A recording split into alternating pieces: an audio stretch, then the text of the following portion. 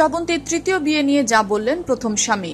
তৃতীয়বারের মতো বিয়ে করলেন ভারতের কলকাতার জনপ্রিয় চিত্রনায়িকা শ্রাবন্তী চট্টোপাধ্যায়।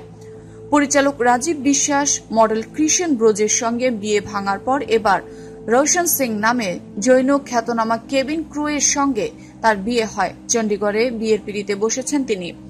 এই বিয়ে নিয়ে তাকে অনেক কথা শুনতে হচ্ছে। তার এই বিয়ে নিয়ে মুখ খুলেছেন শ্রাবন্তীর প্রথম স্বামী, প্রযোজক ও পরিচালক রাজীব বিশ্বাস। রাজীব বলেন, প্রথমত শ্রাবন্তীকে শুভেচ্ছা জানাই এবং দ্বিতীয়ত তার দাম্পত্য জীবন যেন সুখের হয় সেই কামনাও করি। শ্রাবন্তী মানুষ হিসেবে খুব ভালো অভিনেত্রীও। বিয়ের আগে 1 বছর আমরা প্রেম করেছিলাম। আমাদের বিয়েটা ভেঙে গেলেও আমি সবসময় ওর শুভাকাঙ্ক্ষী। ওর জীবনে যা চায় তার সবটুকুই যেন পায়। আমাদের বৈবাহিক জীবনে ওর যা যা পূরণ হয়নি সেই সব ইচ্ছে পূরণ হোক শ্রাবন্তী। এছাড়াও ঝিনুকও ওর সঙ্গে থাকে। ওর জীবনে সমস্যা এলে ঝিনুককেও তা ছোবে, যা আমি চাই না। ঝিনুক ভালো থাক, এটাই চাই, বললেন শ্রাবন্তীর প্রাক্তন স্বামী রাজীব। পাশাপাশি শ্রাবন্তীর বিরুদ্ধে এত ট্রোল হওয়া নিয়েও মুখ খুলেছেন তিনি। তার বক্তব্য, বিয়েটা যার যার ব্যক্তিগত সিদ্ধান্ত।